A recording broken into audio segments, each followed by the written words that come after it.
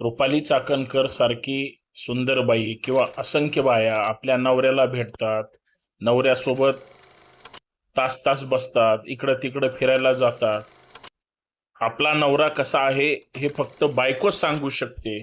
तरी सुद्धा सगळ्या बायका आपल्या नवऱ्याचे आपले पाय धुतात आणि या बाईला काहीच वाटत नाही की आपण आपल्या नवऱ्यावर लक्ष ठेवायला पाहिजे. 58, 60, 80, 100, 200 महिलांचे अश्लील व्हिडिओ बनवणं म्हणजे त्या महिलांसोबत लफडी करणं, एवढं सगळं त्या अशोक खरातच्या बायकोला माहीत असावं. असं असताना सुद्धा पाठीशी घालणं आणि वरून बाहेर येऊन म्हणणं की माझ्या नवऱ्याला फसवलं जातंय, म्हणजे हा कुठला चाबरेपणा आहे? अहो, आज प्रत्येक घरामध्ये प्रत्येक नवऱ्याची बायको, नवरा जर थोडा जरी इकडं तिकडं काही वेगळं वागत असेल, त्याच्या चेहऱ्यावर हावभाव असतील किंवा त्याला एखादी बाई पटली असेल, तर ती लगेच संशय घेते. ती स्वतः तोंडावर पडते, परंतु माहिती घेण्यासाठी वेगळ्या वेगळ्या सूत्रांचा, अवधींचा किंवा वेगळ्या वेगळ्या गोष्टींचा वापर करतेच. ही खरातची बायको अशी कसली आहे? हिला नवऱ्याविषयी काहीच कसं वाटलं नव्हतं? संशय का आला नसेल?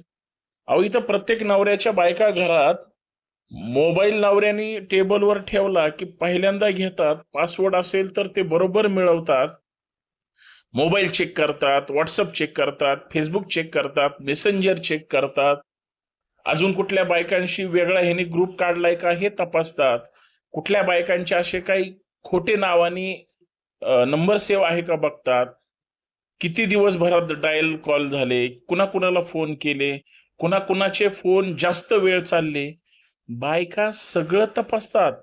आणि ही कसली असली बायको आहे? काही फक्त पैशासाठी नवऱ्याचे सगळे पाप पोटात घेत होती का? या अशोक खरातच्या सगळ्या पापाची भागीदार खरातची बायको सुद्धा आहे. मुलाबाळांनी काय घोडचूक केली हो, त्यांच्या नशिबात काय वाढून आला हा वेगळा विषय. परंतु हजारो लाखो करोडो रुपये आपल्या घरात येतात म्हणजे हा आपला नवरा जादूचीच छडी फिरवतोय, त्याच्याकडं काय सोन्याची काडी, आणि ती इतकी ताकदवर आहे, पॉवरफुल आहे की सगळ्या बायांचं म्हणजे शुद्धीकरण करण्या एवढी त्याच्यात काय ताकद आहे. नीट उभारला तर व्हिडिओतून लक्षात येतो त्याला नीट काही गोष्टी जमत सुद्धा नाहीत. असं असताना सुद्धा सगळं हे बंद डोळ्यांनी गप्प बसून पाहायचं, ऐकायचं. आणि आपण गुरुमाऊली आहोत. आपला नवरा म्हणजे प्रति विठ्ठल, आपण म्हणजे प्रति रुक्माई. आणि रुक्माईचा विठ्ठल जर असा वाईट काम करत असेल तर हे किती दुर्दैवी आहे हे या बाईला कळलं पाहिजे. बर, सगळ्यात महत्वाचं, आपल्या नवऱ्याकडं सुंदर सुंदर बायका वेगळ्या वेगळ्या येत आहेत. दिवसभर नवरा आपला बिझी असतो, फार्म हाऊसवर दर रविवारी जातो, सीसीटीव्ही चेक करणं किंवा नवऱ्यावर लक्ष ठेवणं ह्या बाईला काही जमलेलं नाही. ही अशी कशी चमत्कारिक बायको आहे? आणि अशा बायका मग प्रत्येक नवऱ्याला मिळाल्या पाहिजे जे नवऱ्यावर संशय घेत नसेल. खरातच्या बायकोनी खरातवर काहीच संशय घेतला नसेल, असं कसं शक्य आहे हो? एखादा विद्रूप नवरा असला तरी बायको त्याच्यावर संशय घेतेच, कारण हा आपल्याला वेळ देत नाही, आपल्या आवडीनिवडी पाहत नाही, हवं नको पाहत नाही, किंवा आपल्याला कुठं फिरायला घेऊन जात नाही, वगैरे वगैरे. ज्या काही कौटुंबिक आणि प्रेमाच्या गोष्टी असतात त्या सगळ्या. मग असं असताना खरातची बायको, त्याची मुलं, ही अशी जगावेगळी कशी काय? आणि वरून खरातची बायको म्हणते की माझ्या नवऱ्याला ट्रॅप करून अडकवलं. तो तसा नाही. ज्यावेळेस पत्रकार तुमच्या बंगल्यासमोर शूट करायला आले, काय केलं याच खरातच्या मुलांनी, बायकोनी? कुत्री सोडले पत्रकारांच्या अंगावर. हे माहित नाही का पत्रकारांना? पण हे सगळं असं घडलेलं असताना सुद्धा आपला नवरा इतका नामानिराळा कसा याचं शोधणं गरजेचं. मित्रांनो, हा महत्वाचा विषय आहे आणि मी ॲडव्होकेट संतोष शिंदे, आपल्या बंडखोर नेता या युट्यूब चॅनलच्या माध्यमातून या विषयावर यासाठी प्रकाश टाकण्याचा प्रयत्न करतो आहे की खरात सारखी बायको ज्या नवऱ्याकडं सतत बायकांचा वावर आहे आणि ह्या बाईनं काहीच संशय घेतला नाही. खरात जेवढा नालायक आहे, अहो ज्या नवऱ्यानी महिलांचे सेक्स करतानाचे व्हिडिओ काढले, त्यांच्यासोबत तसे शारीरिक संबंध ठेवले, एकदा नाही दोनदा नाही चारदा, स्वतःच्या ऑफिस बॉय त्याची बायको सुद्धा यांनी सुट्टी दिली नाही. आणि आता तर असं कळतंय आमदाराची बायको सुद्धा याची भक्त आहे, एक खासदार महिला सुद्धा भक्त आहे, अजून कुठल्या कुठल्या मोठ्या मोठ्या नेत्यांच्या बायका याच्या भक्त आहेत. सांगू शकत नाही. आणि यांनी काय शुद्ध केलं असेल किंवा काय जादू केली असेल माहित नाही. एवढंच काय, प्रशासनातील बड्या बड्या महिला अधिकारी सुद्धा या भोंदू बाबा अशोक खरातच्या भक्त आहेत. बडे बडे नेते याचे भक्त आहेत. अहो ही खरातची बायको अशी जगा वेगळी कशी? अहो हिचा बिझनेस पार्टनर एक उपजिल्हाधिकारी आहे आणि तरी आपला नवरा एवढं सगळं कोण करतंय हो?